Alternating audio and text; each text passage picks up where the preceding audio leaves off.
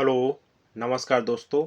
आप लोगों का स्वागत है आपके अपने यूट्यूब चैनल गौरव वर्ल्ड क्लासेस पे। हम लोग हिस्ट्री को आगे बढ़ाते हुए मगध साम्राज्य देखते हैं। मगध साम्राज्य का जो इतिहास है हैक वंश से स्टार्ट होता है। तो हम लोग पढ़ना स्टार्ट करते हैं हैक वंश।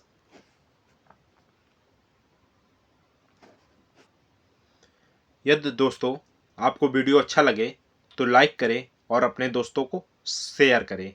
हैक वंश सबसे पहले मगध साम्राज्य में सबसे पहला वंश हुआ हैक वंश। हैक वंश जो है उसके संस्थापक बिम्बसार था। यानी हैक वंश का संस्थापक बिम्बसार था।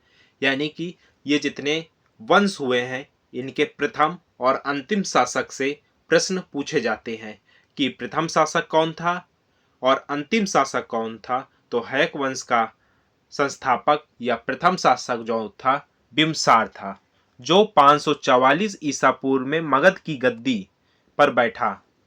इसको श्रेणिक के नाम से भी जाना जाता है। यानी हैक वंश का शासक प्रथम शासक कौन था, यानी संस्थापक या शासक कौन था? बिम्बसार था। बिम्बसार ने बृहदत्त को हराकर अंगराज को मगध राज में मिला लिया। यानी बिम्बसार ने बृहदत्त को हराकर अंगराज को मगध राज में मिला लिया। बिम्बसार ने राजगृह को अपनी राजधानी बनाया। यानी ये जो मगध राजवंश है ये बिहार के मगध को हम लोग पढ़ रहे हैं। उसका सबसे पहला वंश हुआ हैक वंश। उसका पहला संस्थापक जो था हैक वंश का बिम्बसार था। बिम्बसार ने बृहदत्त को हराकर अंगराज को मगध में शामिल कर लिया और वो अपनी राजधानी राजगृह को बनाया। बिम्बसार जो था यानी कि बिम्बसार ने वैवाहिक संबंध स्थापित कर अपने साम्राज्य को विस्तृत किया यानी विस्तार किया। और बिम्बसार ने लगभग 52 वर्षों पर मगध पर शासक किया। कितने वर्षों तक बिम्बसार ने? यानी 52 वर्षों तक मगध पर शासन किया। बिम्बसार की हत्या उसके पुत्र अजातशत्रु ने की। अजातशत्रु वही है जो बौद्ध धर्म का प्रथम संगीति जिसके यहाँ हुई थी, अजातशत्रु। यानी बिम्बसार की हत्या करने वाला उसका खुद का पुत्र अजातशत्रु था, जो कि कब किया था? 492 ईसा पर किया था। यानी कि बिम्बसार के बाद अजातशत्रु हैक वंश का राजा बनता है और ये 492 ईसा पूर्व की मगध की गद्दी पर बैठा। यानी कि बिम्बसार के बाद अजातशत्रु जो है मगध की गद्दी पर बैठा। अजातशत्रु का उपनाम कुणिक है। इसका विवाह कौशल नरेश प्रेसेनजित की पुत्री वजीरा के साथ हुआ। यानी अजातशत्रु का विवाह वजीरा के साथ हुआ। अजातशत्रु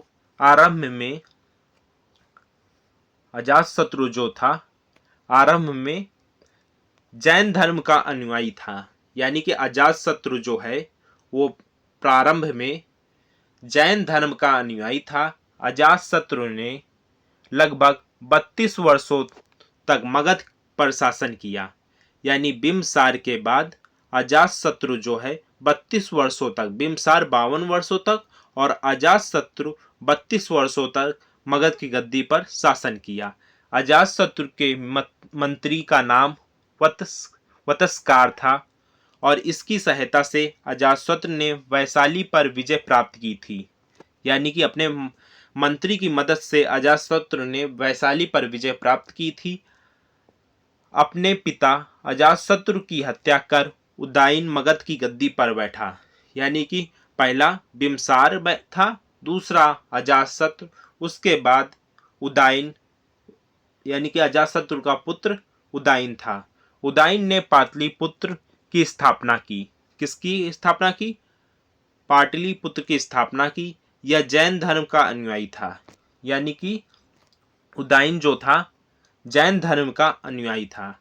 हैक वंश का अंतिम शासक उदयन का पुत्र नागदशक था। यानी पूछा जा सकता है कि हैक वंश का अंतिम शासक कौन था? तो यहाँ पर होगा नागदशक। यानी कि सबसे पहले हयक वंश में बिम्बसार का पुत्र कौन था? अजातशत्रु। और अजातशत्रु का पुत्र कौन था? अजातशत्रु का जो पुत्र था उदाइन का पुत्र नागदशक। यानी 4 पीढ़ी तक हयक वंश था। तो हयक वंश का संस्थापक बिम्बसार और अंतिम शासक नागदशक था। कौन था? नागदशक। इसके बाद हयक वंश के बाद मगध पर शिशुनाग वंश आता है। शिशुनाग वंश। तो हम लोग अब इसके बाद शिशुनाग वंश देखते हैं। शिशुनाग वंश नागदशक को उसके मंत्री शिशुनाग ने गद्दी से हटाकर 412 ईस्वी में शिशुनाग वंश की स्थापना की। यानी कि जो अंतिम शासक हयक वंश का अंतिम शासक था कौन? नागदशक। उसको हटाकर किसने हटाया? उसके मंत्री ने उसको हटाकर 412 ईसा पूर्व में शिशुनाग वंश की स्थापना की। शिशुनाग ने अपनी राजधानी पाटलिपुत्र से बदलकर वैशाली स्थापित की। कहाँ स्थापित की थी? वैशाली स्थापित की थी। शिशुनाग ने अवंतित तथा वत्स राजाओं को मगध साम्राज्य में मिला लिया। शिशुनाग का उत्तराधिकारी कालाशोक था। कालाशोक वही जो बौद्ध धर्म की संगीति जो दूसरी संगीति जो हुई थी, कालाशोक। यानी नाग वंश का उत्तराधिकारी कौन हुआ? कालाशोक। यानी कि यहाँ पर देखें कि हयक वंश के बाद शिशुनाग वंश आया। शिशुनाग वंश के बाद हम लोग देखते हैं नंद वंश। इसके बाद नंद वंश आता है। नंद वंश को ही हराकर मौर्य वंश स्टार्ट हुआ। चंद्रगुप्त मौर्य ने स्थापित किया था। तो अब हम लोग पहले पढ़ते हैं नंद वंश। नंद वंश का संस्थापक महापदम नंद था। पूछा जा सकता है नंद वंश का संस्थापक कौन था? तो यहां पर होगा महापदम नंद था। नंद वंश का अंतिम राजा कौन था? घनानंद था। यानी कि अंतिम राजा घनानंद था। नंद वंश सर्वाधिक धनी राज एवं अपनी विशाल सेना के लिए प्रसिद्ध था। जो नंद वंश जो था वो बहुत ही धनी और विशाल सेना के लिए प्रसिद्ध था। घनानंद सिकंदर के समकालीन था। यानी कि जो घनानंद है वो सिकंदर के समकालीन था। इसको चंद्रगुप्त मौर्य ने युद्ध में पराजित करके मगध पर मौर्य वंश की स्थापना की। यानी कि घनानंद को हराकर चंद्रगुप्त मौर्य ने मौर्य वंश की स्थापना की। और जो घनानंद जो था वो सिकंदर का समकालीन था। किसका समकालीन था? सिकंदर का समकालीन था। तो हम लोगों ने मगध का देखा। मगध साम्राज्य का इतिहास में सबसे पहले हयक वंश देखा। हयक वंश का संस्थापक बिम्बसार और अंतिम शासक नागदशक। इसके बाद आता है शिशुनाग वंश। शिशुनाग वंश का उत्तराधिकारी कौन था? कालाशोक। इसके बाद आता है नंद वंश। नंद वंश का संस्थापक महापदम नंद और अंतिम शासक कौन था? घनानंद। इसके बाद हम लोग सिकंदर के देखते हैं। सिकंदर कौन था? एक यूनानी आक्रमणकारी था। सिकंदर का जन्म 556 ईसा पूर्व में हुआ था। सिकंदर का जन्म कब हुआ? 556 ईसा पूर्व में हुआ। इसके पिता का नाम फिलिप द्वितीय था। यह मकदुनिया का राजा था। सिकंदर कहाँ का राजा था? मकदुनिया का राजा था। सिकंदर के गुरु अरस्तु और अरस्तु के गुरु प्लेटो और प्लेटो के गुरु कौन थे? सुकरात थे। पूछा जा सकता है कि सिकंदर के गुरु का नाम क्या था? सिकंदर के गुरु का नाम था अरस्तु और अरस्तु के गुरु का नाम था प्लेटो। प्लेटो के गुरु का नाम था सुकरात। इसका क्रम याद रखेंगे कि कैसे सिकंदर के गुरु का नाम अरस्तु, अरस्तु के गुरु का नाम प्लेटो और प्लेटो के गुरु का नाम सुकरात था।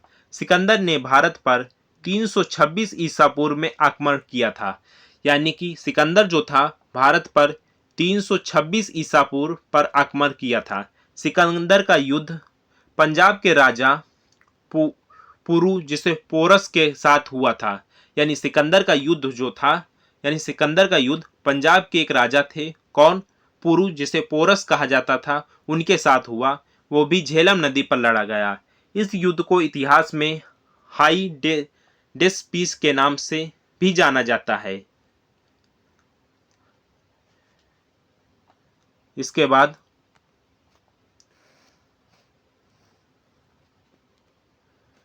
19 महीने तक भारत में रहने के पश्चात सिकंदर की सेना ने व्यास नदी को पार करने से मना कर दिया। यानी कि भारत में सिकंदर 19 महीने तक रहा और उसकी जो सेना है व्यास नदी को पार करने से मना कर दिया। सिकंदर का अंतिम विजय पाटल थी। सिकंदर का प्रिय घोड़े का नाम बाऊ के फला था। यानी पूछा जा सकता है सिकंदर के प्रिय घोड़ा का नाम क्या था? बाऊ के फला था। सिकंदर 325 ईसा पूर्व में भारत से लौट गया। कब लौट गया और कब आया था? यानी भारत पर 326 में आया और 325 ईसा पूर्व यानी 19 महीने के बाद लौट गया। यह भारतीय दार्शनिक कालानास को अपने साथ ले गया। किसको ले गया? भारतीय दार्शनिक कालानास को अपने साथ ले गया। इसके बाद सिकंदर की मृत्यु 323 ईसा पूर्व में 33 वर्ष की अवस्था में बेबीलोन में हो गई। कहाँ हो गई? बेबीलोन में हो गई। तो इसके बाद मौर्य वंश की स्थापना होती है। मौर्य वंश की स्थापना किसके बाद होती है? सिकंदर यानी घनानंद को हराकर चंद्रगुप्त मौर्य ने मौर्य वंश की स्थापना की। तो हम लोग अब दूसरे वीडियो में मौर्य वंश देखते हैं। यदि आपको अच्छा लगा हो तो लाइक करें, वीडियो में कमेंट करें और अपने दोस्तों को शेयर करें। मिलते हैं दूसरे पार्ट में, तब तक के लिए जय हिंद।